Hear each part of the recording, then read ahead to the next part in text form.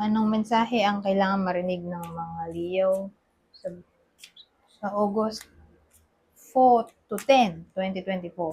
Pwedeng nangyayari na to o mangyayari pa lang. Kung hindi man para sa inyo itong magiging reading, baka para sa someone na malapit sa inyo o sa kakilala nyo mismo. Baka may lumabas na gender mamaya. Gawin nyo na lang energy. Masculine at feminine energy. At pwede rin naman na wag nyo na lang pansinin yung gender, as long as tama naman yung reading sa sitwasyon nyo, ganun na nga lang. Wag na lang pansinin ang gender. Oh, dalawa agad.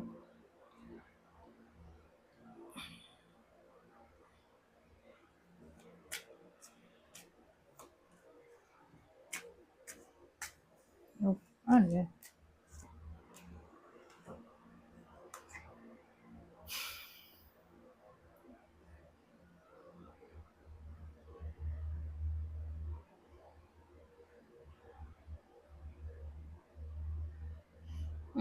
Isip ko third party ba to? Hindi. Kasi may 3 of Cups tayo. Nakakatakot naman.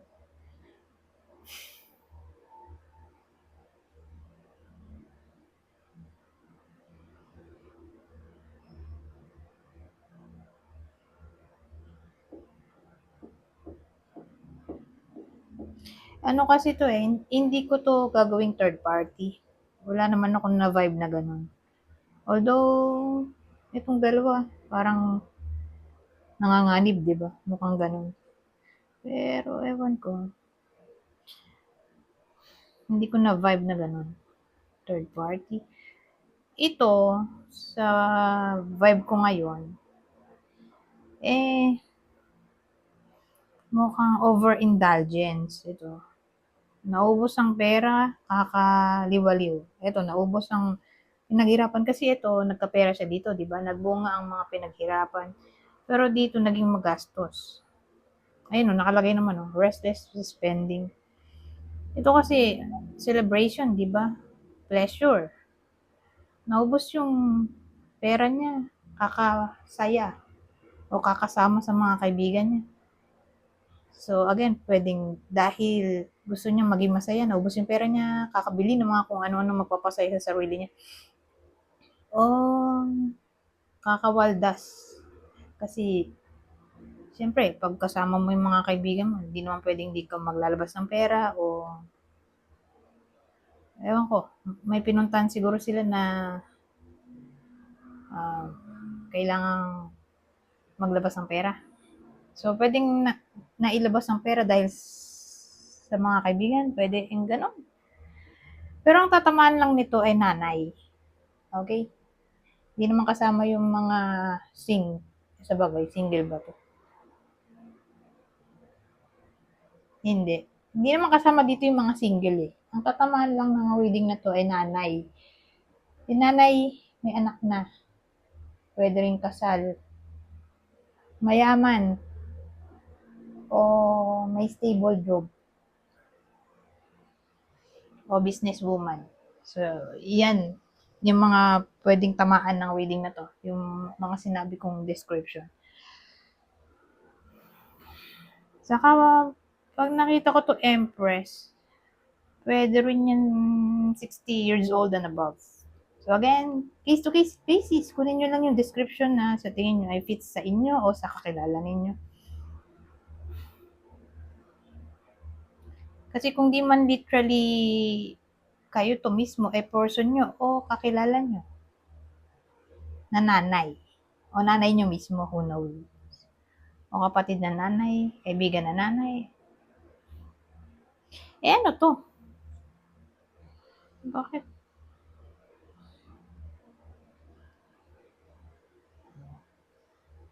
May ano dito, regret. Disillusion. Depression. So ang dating sa akin, di ba nawaldas yung pera niya dito? Nitong babae. Bandang huli magsisisi siguro siya Na nasayang yung effort niya kasi naiwaldas lang niya yung pera niya sa ibang hindi importante. Ayun, parang imbis na nailaan sa ibang bagay yung pera dito, eh, nailaan nga sa sarili o sa mga kaibigan. Na para bang ito,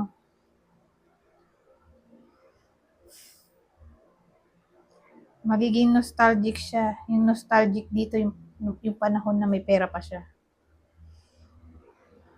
Ngayon, wala na siyang pera. Dito sa Four of Cups. At sa tinakbo ng reading natin. Na yun nga, nag-regret dito. Regret din pala to, no? Akala ko nga Five of Cups ang regret. Pero dito sa Four of Cups, regret din siya.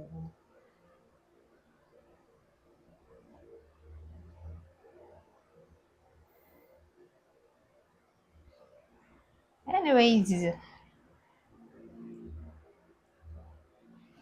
punta tayo dito.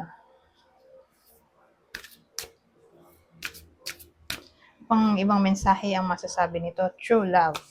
Wow, true love. Ice queen. Ano yun? True love, ice queen. Ang sakit ng ulo ko.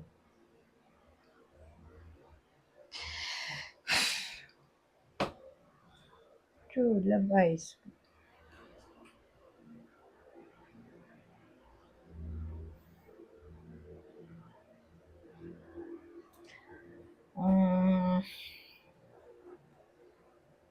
Well, ang dating kasi sa akin dito, ang true love ng iba sa inyo ay ex. Ex na to. Ex-girlfriend. So, ang katamaan ng reading na to, lalaki. Lalaking tao o lalaking energy. Yun ang true love niya. So, paano naman natin malalaman? Kasi ano hindi na sila nag-uusap. So, probably ex to. True love ex. So, ex-girlfriend yan, ex-wife. Paano natin malalaman kung para sa inyo ba itong reading o hindi? So, ito yung ex ng Leo sa kwento na to, regardless kung sino siya sa kwento na to dito sa dalawang babae. Kung siya ba yung babae o lalaki. Basta ito yung ex ng Leo. Ito yung true love niya, Aquarius.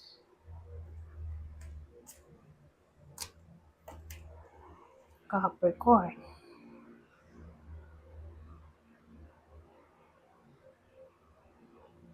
Pero medyo confusing pa rin, di ba? Anong connect nun ngayong linggo? So sabihin natin may magbalik sa iba sa inyo na ex. Lalo na kung ex-girlfriend. Yun na yung true love niya. So then, another detail para ma-confirm natin kung siya na nga ba yung true love bukod sa mag-a-appear siya ngayong linggo, August 4 to 10. Eto nga ang ibang detalye. Probably Aquarius, yung babae, o Capricorn.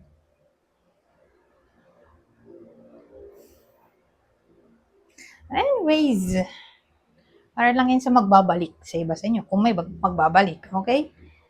Na ex ngayong linggo. So again, ito yung ibang detalye. Aquarius, Capricorn, yan ng true love niya.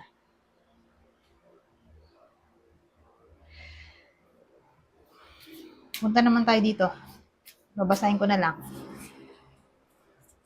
Para mabilis. Ano lang to? Extra messages. Pero since extra messages to, pangkalahatan na. Okay? Yung sasakupin ng reading na to, pwedeng sa single, at pwede rin sa in a relationship. So, kunin nyo lang yung info na sa tingin nyo ay fit sa sitwasyon nyo. Basahin na natin to. Kukuha ko ng ilan ba? 5. 11.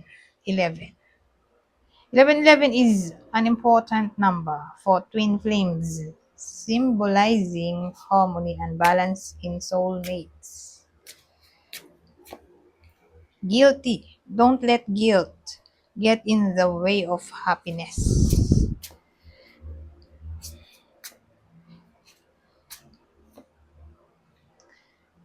Accept. Be prepared to accept what fate has in store for you.